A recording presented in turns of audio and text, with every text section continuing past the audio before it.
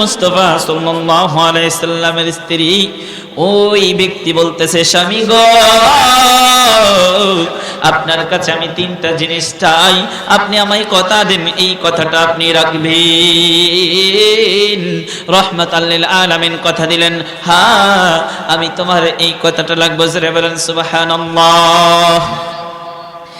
এবার আখিরি পয়গম্বর ডেকে বলে, ও বিবি, তোমার তিনটা জিনিস কি আমায় বলো। আম্মা জান খাদিজাতুল কুবরা রাদিয়াল্লাহু তাআলা আনহা বলে, স্বামী আমি জানি আপনি তিনটা জুব্বা আপনি জমা করে রেখেছেন। একটা জুব্বা, ওই জুব্বা, যেই জুব্বাটা আপনি রেখেছেন জমা করে, ওটা হলো হেরা গুহার মধ্যে যখন সর্বপ্রথম ওহী অবতীর্ণ হয়েছে, যেই জুব্বাটা পরাহিত অবস্থায় ওই জুব্বাটা জমা করে রেখেছেন। আরেকটা জুব্বা রেখেছেন আপনি, ওই জুব্বা, যেই জুব্বা পরাহিত অবস্থায় আপনি তায়েফের ময়দানে রক্তাক্ত হয়েছিলেন। ওগো নবী, ওই তায়েফের কাফেররা মুশরিকরা না চিনে আপনাকে অত্যাচার করে পাথর মেরে রক্তাক্ত করেছিল। ওই রক্তমাখা পাঞ্জাবি, ওই জুব্বাটা আপনি রেখেছিলেন। আরেকটা পাঞ্জাবি আপনি রেখেছিলেন, ওই দিনের পাঞ্জাবি, যেই দিন আপনি একটি পাঞ্জাবি পরিহিত অবস্থায় মেরাজ করেছিলেন, ওই জুব্বাটাকেও আপনি হেফাজত করে রেখেছেন। এই তিনটা পাঞ্জাবি থেকে আমি চাই আপনি আমাকে ওই জুব্বাটা দিয়ে আমার কাফন করবেন। কাফনের কাপড় বাজার থেকে না কিনে আমি চাই আমার কাফনের কাপড় হিসেবে আপনি ওই পাঞ্জাবি ব্যবহার করবেন, যেই পাঞ্জাবি আপনি পরিহিত অবস্থায় হেরা গুহার মধ্যে আপনার উপরে ওহী অবতীর্ণ হয়েছিল। মায়ার নবী বলে, হ্যাঁ ঠিক আছে, আমি তোমার এই কথা রাখবো, তোমাকে আমার ওই পাঞ্জাবি দিই, তোমার কাফনের কাপড়ের ব্যবস্থা করবো। জোরে বলেন সুবহানাল্লাহ। একটু আস্তে বলেন। ও দুনিয়ার মুসলমান ইমানদার, আম্মা জান খাদিজা রাদিয়াল্লাহু তাআলা আনহা দ্বিতীয় প্রশ্ন করলেন, দ্বিতীয় জিনিসটি চাইলেন। মায়ার নবী রাহমাতাল লিল আলামিনকে বলে, ও আল্লাহর নবী, আমি দ্বিতীয় জিনিস চাই, আমার কবরটা যখন করা হবে আমি চাই আপনি নবী ওই কবরটার মধ্যে একটু গড়াগড়ি করেন, একটু হাত বুলাইয়া দেন। কারণ আমার বিশ্বাস, আমার ঈমান, আখিরি পয়গম্বর যদি ওই কবরের মধ্যে একটু বিশ্রাম নেয়, একটু ঘোরাঘুরি করে, একটু হাত বুলাইয়া দেয়, আমার সাথে ওই কবর বেদবি করবে না। বলেন সুবহানাল্লাহ। একজন জান্নাতি মহিলা হয়ে আল্লাহর ভয়ে স্বামীর কাছে আবদার, আর আপনি, আমার আর আপনার ছেলে মেয়ে কেমন, স্বামী কোথায়? কিন্তু আজকে তো আমরা মালিককে ভয় করি না বাবা, মালিকের ভয় আমাদের অন্তরে নাই। মালিকের ভয় যার মধ্যে নাই ওই ব্যক্তি গুনাহে জড়িত থাকবে, আর যার মধ্যে মালিকের ভয় থাকবে ওই ব্যক্তির থেকে গুনাহগুলা আস্তে আস্তে করে দূর হয়ে যাবে। ওই ব্যক্তি আল্লাহওয়ালা বুজুর্গ, আল্লাহর ওলি হয়ে যাবে। সেই জন্য ভাই, আল্লাহকে ভয় করতে হবে। বলতেছিলাম খাদিজাতুল কুবরা রাদিয়াল্লাহু তাআলা আনহা স্বামীর কাছে নসিহত, স্বামীর কাছে চাচ্ছেন তিনটি জিনিস। ভাই, এত বড় হওয়ার পরেও আর আজকে আমার ছেলে কি করে, গাঞ্জা খাই, জুয়া খেলে, মদ খাই, তারপরেও কি আমি কোনোদিন একটা দোয়া করেছি সন্তানের জন্য? সন্তান খেদমত করবে কি করে, সন্তানের জন্য কোনোদিন কি হাত তুলে ডাক দিছি, মালিক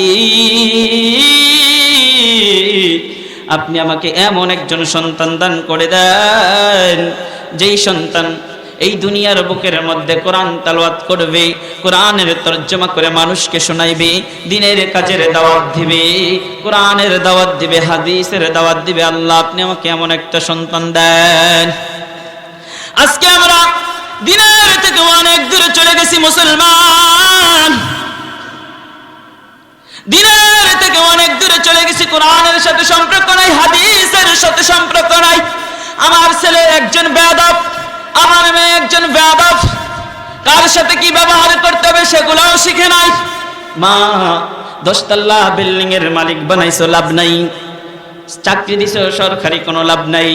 বড় হয়েছে, কোনো লাভ নাই। 50 তলা বিল্ডিং করেছে, দুনিয়ার নাম হয়েছে, আখিরাতের কোনো লাভ নাই। মরে দেখো গো মা, আপনার ছেলে যখন জাহান্নামী হয়ে যাবে রে মা, ওই সন্তান মালিককে বলবে, আল্লাহ আমি আজকে জাহান্নামে যাব। ওই মা বাবা কোথায়? মা বাবাকে আনা হবে। ও ভাই, যেই সন্তানের জন্য আপনার জীবন বিলিয়ে দিয়েছেন, যেই সন্তানের জন্য আপনি নামাজ পড়েন নাই, যেই সন্তানের রুজি কামাই করার জন্য, ইনকাম করার জন্য আপনি রোজা রাখেন নাই, ওই সন্তান আপনার নামে অভিযোগ করবে। আরে ভাই, দুনিয়াতেই তো অভিযোগ করে, আখিরাতে তো পরের কথা। 80 বছরের একজন লোক, দাড়িগুলা সাদা হয়ে গেছে। নাসাবের মধ্যে গেলাম 3 দিনের জন্য। একজন বাইরে কে বলে, হুজুর কানে কানে একটা কথা বলতে চাই। আমি বলি, বলেন ভাই। ওই হুজুর, আমাদের পাশের বাড়িতে দাড়িগুলা সাদা হয়ে গেছে, মাথার চুলগুলা সাদা হয়ে গেছে, এখনো নামাজ পড়ে না। যদি আপনি একটু তাকে পার্সোনাল ভাবে গিয়ে দাওয়াত দিতেন, যদি লোকটা নামাজি হয়ে যায়, যদি লোকটা ইমানদার হয়ে যায় আপনার ছেলে। আমি বলছি ঠিক আছে, যাব। ভাই, যখন যাচ্ছি তখন ঠিক 11টার দিক, মসজিদের তাবলিকের আমল শেষ করে যখন দাওয়াতে নিয়ে যাচ্ছি, গিয়ে দেখি ওই দাদার দাঁত নাই। কিন্তু দাদা যখন বাড়ির পাশে শুনি দাদা নাতিনকে গান শিখায়। কি গান শিখায় ভাই? গান শিখায়, খাইরুল তোর লম্বা মাতার কেশ, চিরল জাতির হাসি দিয়ে পাগল করলি দেশ, খাইরুল। জোরে বলেন নাউজুবিল্লাহ। এত আস্তে ভাই, না কি সুরে সুরে বলে, খাইরুল তোর লম্বা মাতার কেশ, চিরল জাতির হাসি দিয়ে পাগল করলি দেশ, খাইরুল। নাউজুবিল্লাহ বলেন ভাই। বুঝানোর জন্য বলছি বাবা, খাইরুল একজনের নাম, তোর লম্বা চুল প্রশংসা করছে একটা মেয়ের। নাউজুবিল্লাহ বলেন। চিরল জাতির এত সুন্দর হাসি দিয়ে দেশকে পাগল করলেন। নাউজুবিল্লাহ বলেন। ও ভাই, তোমার মৃত্যুর কি ভয় নাই? তুমি গান শিখাচ্ছ, একটা মেয়ের প্রশংসা করছো। যেই মালিক তোমাকে মাথা পর্যন্ত এত সুন্দর করে সৃষ্টি করেছে, ওই মালিকের প্রশংসা তুমি তোমার ছেলে সন্তানকে শিখাইলা না।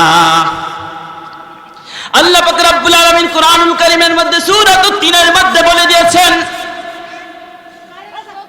যে আমি তোমাকে এত সুন্দর গঠন দিয়ে সৃষ্টি করেছি, এত সুন্দর করে তোমাকে সৃষ্টি করেছি, অথচ তুমি আমার ইবাদত না করে দুনিয়ার পাগল হয়ে গেছো। ও ভাই, ও ভাই, একটু চিন্তা করেন। আল্লাহ পাক রব্বুল আলামিন বলেন, লাকাদ খালাকানাল ইনসানা ফি আহসানি তাকওয়িম।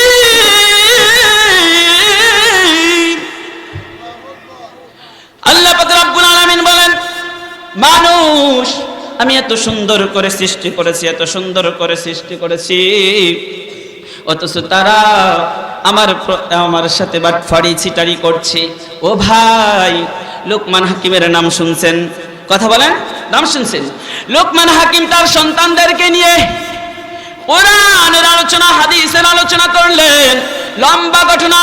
আল্লাহ পাক রব্বুল আলামিন লোকমান হাকিমের উপরে খুশি হয়ে তার উপরে একটি সূরা অবতীর্ণ করে দিলেন, তার নামে একটি সূরা নাজিল করে দিলেন। জোরে বলেন সুবহানাল্লাহ। তার নামে সে তার সন্তানদেরকে নিয়ে এত সুন্দর সুন্দর কথা বলেছেন, লম্বা আলোচনা। ভাই, আল্লাহ তার উপরে খুশি হয়ে তার নামে একটি সূরা অবতীর্ণ করে দিয়েছেন। জোরে বলেন সুবহানাল্লাহ। আর আমি আর আপনি কি করি? আমার সন্তানকে গান শেখাই, গল্প শিখাই, মোবাইল দিয়ে ভাত খাওয়াই, এই যে আমার সন্তান শিখবেটা কি? এই সন্তানের জন্য আমার উপরে আযাব আসে, আমার পরিবারের উপরে আযাব আসে, আমার বংশের মধ্যে আযাব আসে, আমার গ্রামের মধ্যে আযাব আসে, কষ্টের পর কষ্ট করতে হয়। আল্লাহ লোকমান হাকিম তার সন্তানদেরকে যখন বুঝাইতেছিলেন, ওই বুঝানোটা আল্লাহর কাছে এত সন্তুষ্ট হয়েছে, মালিক এত খুশি হয়েছে, খুশি হয়ে একটি সূরা লোকমান হাকিমের নামে অবতীর্ণ করে দিয়েছেন। জোরে বলেন সুবহানাল্লাহ। আর আমার আর আপনার উপরে অসন্তুষ্ট হয়ে মালিক গজব অবতীর্ণ করেন, সূরা বলেন নাউজুবিল্লাহ। ভাই কোন পর্যায়ে চলে গেছি আজকে? আমি গিয়ে দেখি বুইরা দাদা তার নাতিনকে গান শেখায়। এই চেয়ারটা না দাও হুজুরের, না আমি বসো বসো, এই যে পিছনে বড় চেয়ার আছে, এই চেয়ারটা এখানে দেন। ভাই চিন্তা করে দেখেন আজকে কোন পর্যায়ে দেশটা চলে গেছে। মোবাইল দিয়ে খানা খাওয়াচ্ছে, গান শিখাচ্ছে। আমি বললাম বুড়া দাদা দেখি গান শিখাচ্ছে। যাওয়ার পর বললাম দাদা আপনার কি ভয় নাই? ভয় নাই, মৃত্যুর ভয় নেই। আপনি কি জানেন মৃত্যুর ভয়াবহ আযাব কত কঠিন? হযরত ঈসা আলাইহিস সালামের নাম শুনেছেন? আওয়াজ দেন না কেন? হযরত ঈসা আলাইহিস সালাম একজন নবী, সকলে জানা আছে, কারো অজানা নাই। জানেন তো নাকি? হযরত ঈসা আলাইহিস সালামকে ইহুদি নাসারারা ডেকে ডেকে বলে, হে ঈসা আপনি জন্মের 2.5 ঘন্টা পরে নবুয়ত পেয়েছেন, আপনি কি পারবেন হযরত নূহ আলাইহিস সালামের ছেলে শামকে জীবিত করতে? পারবেন? পারবেন কি? হযরত ঈসা আলাইহিস সালাম বলেন হ্যাঁ পারবো। জোরে বলেন সুবহানাল্লাহ। হযরত ঈসা আলাইহিস সালামকে নিয়ে যাওয়া হয়, হযরত শাম আলাইহিস সালামের কবরের নিকটে নিয়ে যাওয়া হয়। বাবা নিয়ে যাওয়ার পর হযরত ঈসা আলাইহিস সালামকে বলে এই কবরের ব্যক্তিটাকে আপনি ডাকিয়া উঠান তো দেখি, জীবিত করেন তো দেখি। হযরত ঈসা আলাইহিস সালাম ডাক দিলেন, ইয়া নূহ ইবনে শাম কুম বিইذনিল্লাহ। হে নূহের ছেলে শাম গো, আপনি অন্ধকার কবর থেকে উঠে পড়েন। উঠলেন না, আবার ডাক দিলেন, ইয়া নূহ ইবনে শাম কুম বিইذনিল্লাহ। হে নূহের ছেলে শাম গো, আল্লাহর হুকুমে আপনি জমিনে উঠে পড়েন। উঠলেন না। ঈসা আলাইহিস সালাম মনে মনে ভয় পাইতে লাগলেন। মালিককে ডাক দিয়ে বলে, মালিক যদি হযরত শাম আলাইহিস সালাম কবর থেকে না উঠে আমাকে নাসারারা ছাড়বে না, ইহুদি বেঈমান মুশরিকরা ছাড়বে না, তারা আমার উপর অত্যাচার শুরু করবে। মালিক একটা ব্যবস্থা করো। তৃতীয়বার হযরত ঈসা ডাক দিলেন, ইয়া নূহ ইবনে শাম কুম বিইذনিল্লাহ। হে নূহের ছেলে শাম গো, আল্লাহর হুকুমে আপনি জমিনের মধ্যে উঠে পড়েন। সঙ্গে সঙ্গে হযরত শাম আলাইহিস সালাম জমিনের বুকের মধ্যে ভেসে উঠেছেন। এতগুলা মানুষ মনে হয় ঘুমাই গেছেন, আওয়াজ নেই। একটু আওয়াজ দেন, তাহলে তো কথা বলতে পারি আমিও। নারে তাকবীর। হলো না, হলো না।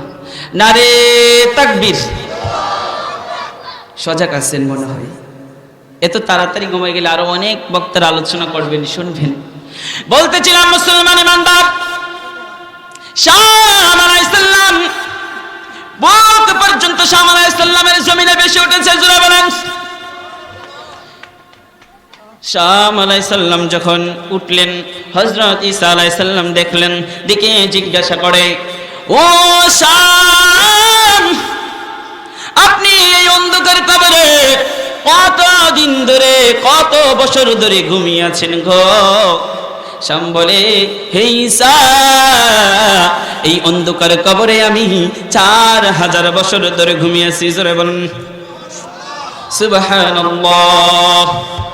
ওরে ভাই 4000 বছর ঘুমিয়েছেন।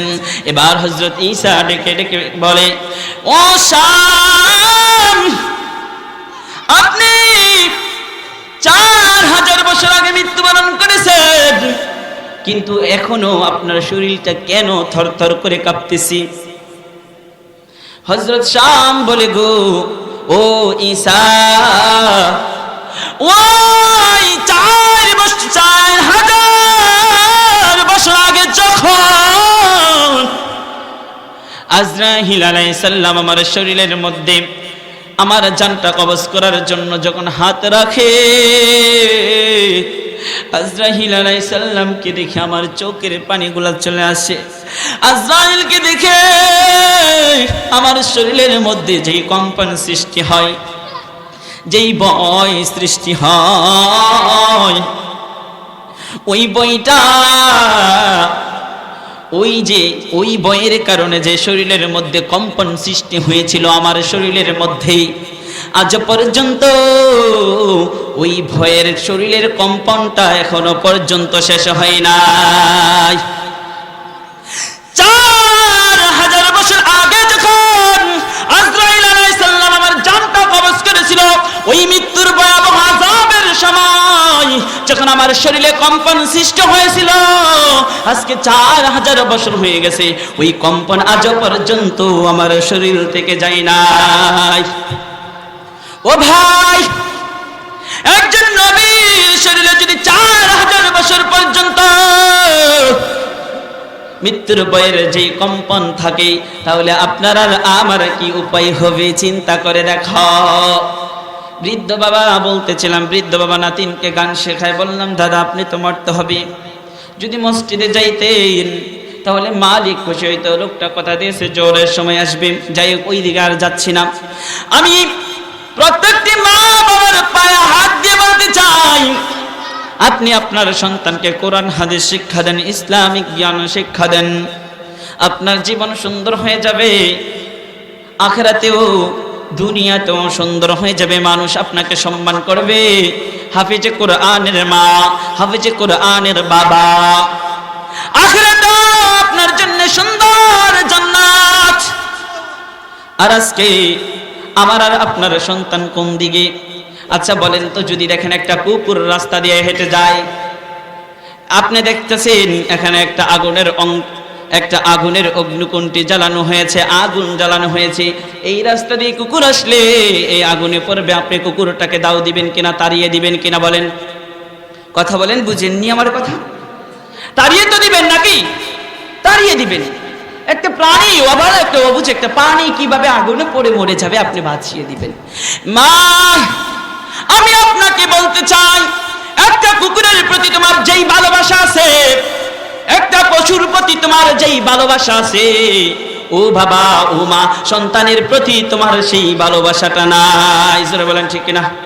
কারণ কি? কেন বলেছি? হুজুর আমার ছেলের জন্য জীবনটা বিলিয়ে দিয়েছে, আপনি এই কি কইলেন? ও ভাই, আপনি দেখেন রাস্তা দিয়ে কুকুরটা যদি আসে আগুনে পুড়ে মৃত্যুবরণ করবে, এই কথাটা আপনি জেনে কুকুরটাকে তাড়িয়ে দিলেন। কোরআন হাদিস অনুযায়ী দেখা যায়, আপনার ছেলে নামাজ না পড়লে, রোজা না রাখলে, আল্লাহর ইবাদত না করলে জাহান্নামে চলে যাবে। তুমি কয়দিন তোমার ছেলেকে ওই খারাপ কাজ থেকে নিষেধ করে নামাজের মধ্যে পাঠিয়েছ? তার মধ্যে বুঝে গেল কুকুরের প্রতি যেই ভালোবাসা, তোমার সন্তানের প্রতি সেই ভালোবাসা নেই। মুয়াজ্জিনের কণ্ঠে আওয়াজ যায়, আসসালাতু খায়রুম মিনান নাওম। ওরে ভাই, এই পৃথিবীর মধ্যে এই শব্দটা শোনার পর, ফজরের আজান হওয়ার পর কোনো প্রাণী ঘুমিয়ে থাকে না, শুধু একটা প্রাণী ঘুমিয়ে থাকে, সেটা হলো কুকুর। কিন্তু কুকুরের দোষ নেই, কেন নাই? কুকুর সারা রাত মালিকের বাড়ি পাহারা দিয়েছে। যখন ফজরের আজান হয়, মালিক ঘুম থেকে উঠে গেছে, কুকুর ঘুমিয়ে পড়েছে। ও ভাই, আপনি তাকিয়ে দেখবেন অনেক গাছের পাতা, ওই পাতাগুলা যখন মাগরিবের সময় হয়ে যায়, পাতাগুলা এইভাবে হয়ে যায়। আছে কিনা পাতা দেখছেন তো? একটু কথা বলেন দেখছেন তো, এই পাতাগুলা যখন আজান শুনে আসসালাতু খায়রুম মিনান নাওম, এই পাতাগুলা এইভাবে সরে যায়, জোরে বলেন সুবহানাল্লাহ। কিন্তু মানুষ কত বড় নিকৃষ্ট প্রাণী, নাক টেনে ঘুমিয়ে থাকে, এছাড়া গাছের পাতা পর্যন্ত মেলে যায়। হুজুর আল্লাহ পাক রব্বুল আলামিন বলেছেন মানুষ যত প্রাণী আছে সকলের চাইতে শ্রেষ্ঠ প্রাণীর নাম কি? মানুষ। আশরাফুল মাখলুকাত, শ্রেষ্ঠ মানুষ। কিন্তু বাবা আল্লাহ পাক রব্বুল আলামিন এই বলেছেন মানুষ সবচেয়ে নিকৃষ্ট। তার আগে আমি বলতে চাই একটা উদাহরণ। এক শাগরেদ তার মালিককে বলে, মালিক আদেশ করলেন। হ্যাঁ বলেন আমায়। কয় ওইখানে একটা বকরি আছে, বকরির কাছ থেকে তুমি একখানা যেটা উত্তম গোশত তোমার কাছে মনে হয় ওই গোশতের টুকরাটা আমায় এনে দাও। মালিক তার শাগরেদকে বলতেছেন, তার গোলামকে বলতেছেন, হে গোলাম, হে গোলাম, ওইখানে একটা বকরি আছে, ওই বকরি থেকে তুমি একটা উত্তম গোশতের টুকরা আমায় এনে দাও। আপনার অনুযায়ী, আপনাদের অনুযায়ী বকরিটার মধ্যে উত্তম গোশত কোনটা একটু জোরে বলেন। যাও আরেকটা বকরি থেকে একটা নিকৃষ্ট গোশত নিয়ে আসো। তাহলে আমার আর আপনার অনুযায়ী নিকৃষ্ট গোশত কোনটা? বাথরুমের অথবা প্রস্রাবের রাস্তা হইতো নিকৃষ্ট, না পাক। কিন্তু প্রথমবারও এনে দিয়েছেন জিহ্বা, দ্বিতীয়বারও আনলেন জিহ্বা। জোরে বলেন সুবহানাল্লাহ। কেন বলবেন সুবহানাল্লাহ? আমি বলতেছি, প্রথমবার উত্তম গোশতের কথা বলার পর বকরি থেকে জিহ্বা আনলেন, দ্বিতীয়বার নিকৃষ্ট গোশতের টুকরা বলার পরও আনছেন কি? জিহ্বা আনছেন। এবার বলে কারণ কি রে গোলাম, উত্তম গোশতের টুকরা আনার কথা বললাম, আনলা তুমি জিহ্বা। নিকৃষ্ট গোশতের কথা বললাম, আনলা তুমি জিহ্বা, কারণ কি? কয় মালিক, এই জিহ্বা এমন একটা জিহ্বা, এই জিহ্বা দ্বারা যদি মালিকের ইবাদত করি, এই জিহ্বা দ্বারা যদি মালিকের প্রশংসা করি, বিশ্ব নবীর প্রশংসা করি, কোরআন পড়ি, হাদিস পড়ি, আল্লাহর জিকির করি আল্লাহর দরবারে, এই জিহ্বার চাইতে আর কোনো কিছুর জাম হতে পারে না। জোরে বলেন সুবহানাল্লাহ। এই জিহ্বা আল্লাহর কাছে ভাই এত দামি, এত দামি, ওই জিহ্বা আপনাকে জান্নাতে পৌঁছায় দেবে। সাধারণ জান্নাত নয়, আল্লাহ বলে দিয়েছেন ফাদখুলি ফি ইবাদি ওয়াদখুলি জান্নাতি। জোরে বলেন সুবহানাল্লাহ। আল্লাহ পাক রব্বুল আলামিন এমন এক জান্নাতের মধ্যে প্রবেশ করাইবেন, এরকম 10টি পৃথিবী মিলেও একটি জান্নাতের সমতুল্য হবে না। ও ভাই, আর এই জিহ্বা দ্বারা যদি মালিকের প্রশংসা না করে মেয়ের প্রশংসা করি, তুমি অনেক সুন্দর, মেয়ের জন্য জীবন দিয়ে দেই, মেয়ের জন্য লাখ লাখ টাকা নষ্ট করে ফেলি, গাঞ্জার মধ্যে দিয়ে দেই, মদের মধ্যে দিয়ে দেই, গুনার কাজে ব্যয় করে দেই, এই জিহ্বা মালিকের দরবারে সবচেয়ে নিকৃষ্ট হয়ে যাবে। আল্লাহ পাক রব্বুল আলামিন বলেন, ওয়ালাকাদ জাআলনা লিজাহান্নামা কাসীরাম মিনাল জিন্নি ওয়াল ইনস লাহুম কুলুবুন লা ইয়াফকাহুনা বিহা ওয়ালাহুম আ'য়ুনুন লা ইউবসিরুনা বিহা ওয়ালাহুম আযানুন লা ইয়াসমাউনা বিহা উলাইকা কাল আনআমি বাল হুম আদাল উলাইকা হুল গাফিলুন। আল্লাহ পাক রব্বুল আলামিন বলেন, যাদেরকে আমি কলব দিয়েছি, যাদেরকে আমি শ্রবণ শক্তি দিয়েছি, যাদেরকে আমি দেখার শক্তি দিয়েছি, যাদেরকে আমি শ্রবণ শক্তি দিয়েছি, তারা দেখেও না দেখার বান ধরেছে, শুনেও না শোনার বান ধরেছে, বুঝেও না বুঝার বান ধরেছে। উলাইকা কাল আনআমি বাল হুম আদল, তারা হলো চতুষ্পায়ের জন্তুর চাইতে নিকৃষ্ট। তাহলে প্রশ্ন আপনাদের নিকট, বাবা চার পায়ের জন্তুর নাম বলেন কয়েকটা, বলেন। গরু, হ্যাঁ বলেন।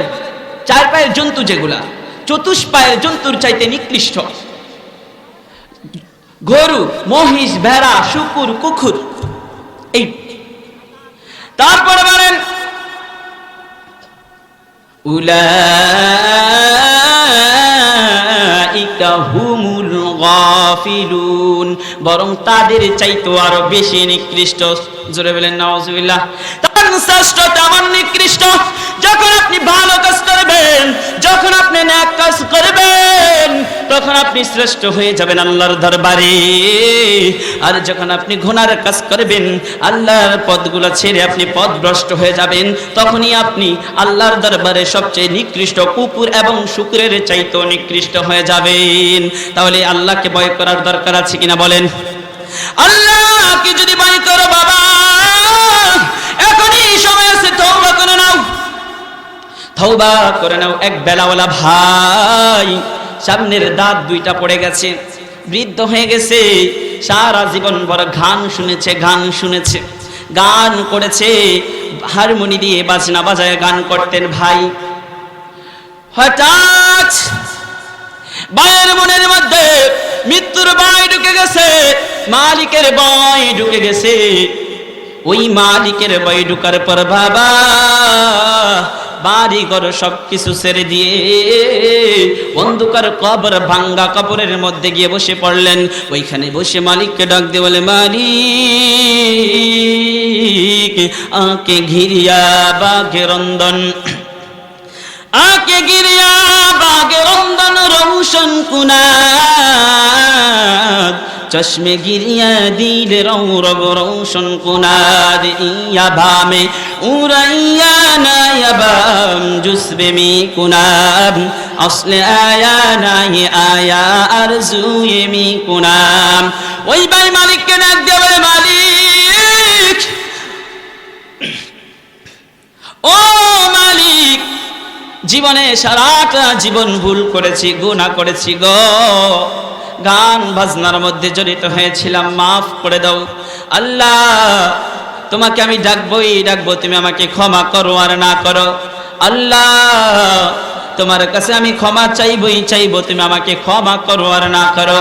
ভাই এইভাবে যখন ক্ষমা চাইতে শুরু করলেন, আকে ঘিরিয়া বাগে রন্দন রৌশন কুনাদ, চশমে গিরিয়া দিলে রব রৌশন কুনাদ। আসমান যখন কান্না করে জমিন সুন্দর হয়ে যায়, আর মানুষ যখন কান্না করে আল্লাহ পাক রব্বুল আলামিন তার চোখের পানির উসিলায় তার অন্তর পরিষ্কার করে সুন্দর করে দেন। ও ভাই বুজুর্গ হয়ে গেলেন, ক্ষমা চেয়ে নেন, ক্ষমা চেয়ে নেন, এখনো সময় আছে বাবা, ক্ষমা চেয়ে নেন, মালিকের কাছে ক্ষমা চেয়ে নেন। যদি বলেন আজ নয় কাল, আজকে নয় কালকে নামাজ পড়বো, আজকে নামাজ পড়বো না হুজুর, কালকে ধইরা লাইব, আর স্যার মোনা নামাজ ধরা যায়, কেমন কথা রে ভাই, নামাজ ধরে লাইব ভাই, না না না, সেই সময় কিন্তু নাই। চৌকেরি পলকে তুমি হতে পারো লাশ, চিরতরে বন্ধ হবে তোমারি নিঃশ্বাস, হবে আলম তোমারি নাম মসজিদের মাইকে,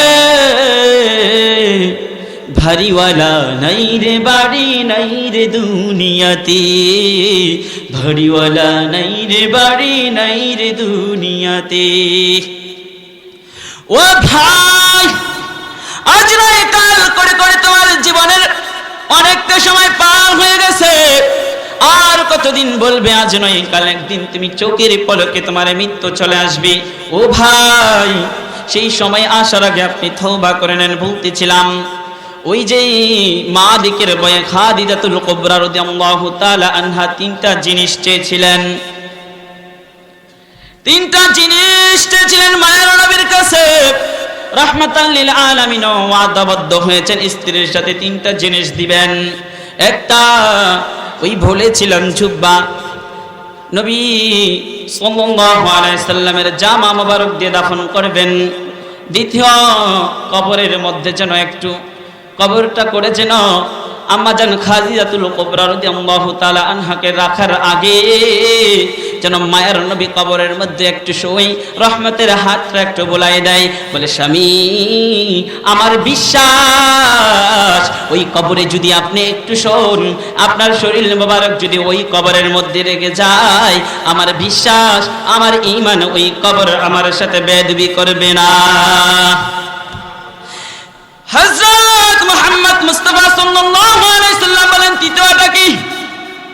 বলেন তৃতীয়টা হচ্ছে ও আল্লাহর নবী, তৃতীয়টা হচ্ছে আমাকে যখন দাফন করা হয়ে যাবে সকলে চলে যাবে, আপনি থাকবেন কেন? ও আল্লাহর নবী আমি শুনেছি, আমি জানি মুনকার নাকির সে আমাকে তিনটা প্রশ্ন করবে, ওই জবাবটা যদি আমি না দিতে পারি আল্লাহর নবী আমার বড় ভয় হয়। ওই জবাবটা না দিতে পারলে একটা নয় দুইটা নয় 90টা নয় 99টা সাপ আমাকে দংশন করা শুরু করবে গো। আমার বড় ভয় হয় স্বামী, আমি চাই যখন সবাই চলে যাবে তখন আপনি থাকবেন, আমার তিনটা প্রশ্নের উত্তর দিয়ে দিবেন, যাতে করে আমার কবর জাহান্নাম না হয়ে আমার কবরটা জান্নাতের বাগান হয়ে যায়। জোরে বলুন সুবহানাল্লাহ।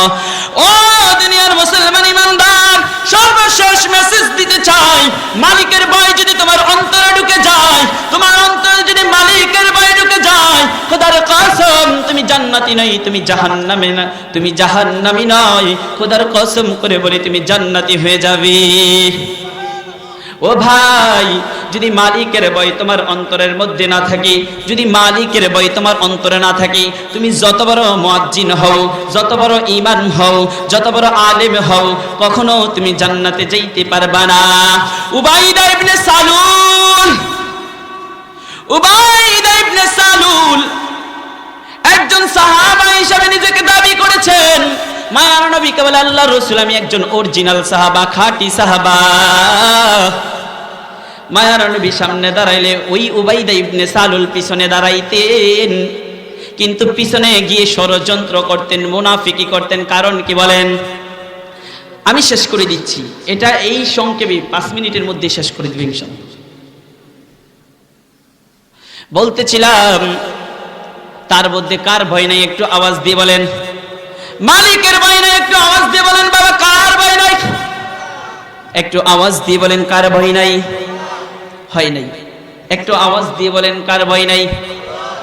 আল্লাহর ভয় তার মধ্যে নাই। নবীর পিছনে নামাজ পড়ে, মাথায় বড় পাগড়ি, শরীরে বড় জুব্বা, অথচ নবীর বিরুদ্ধে ষড়যন্ত্র মারার জন্য, হত্যা করার জন্য, ইসলাম ধ্বংস করার জন্য একের পর এক ষড়যন্ত্র করে যাচ্ছেন উবাইদা ইবনে সালুল। ও ভাই, বুঝা গেল নবীর পিছনে থাকলো যদি মালিকের ভয় না থাকে জান্নাতি হওয়া যাবে না, বরং কি জাহান্নামী হতে হবে। কি হতে হবে? একটু আওয়াজ দিয়ে বলেন, একটু আওয়াজ দিয়ে বলেন কি হতে হবে? জাহান্নামী হয়ে যেতে হবে। সেই জন্য ভাই লম্বা ঘটনা, এই ঘটনা আমি বলতে চাই না। আল্লাহ পাক রব্বুল আলামিন ওই ব্যক্তিটা যখন মৃত্যুবরণ করেছে, মায়ার নবী তার জানাজা করেছেন।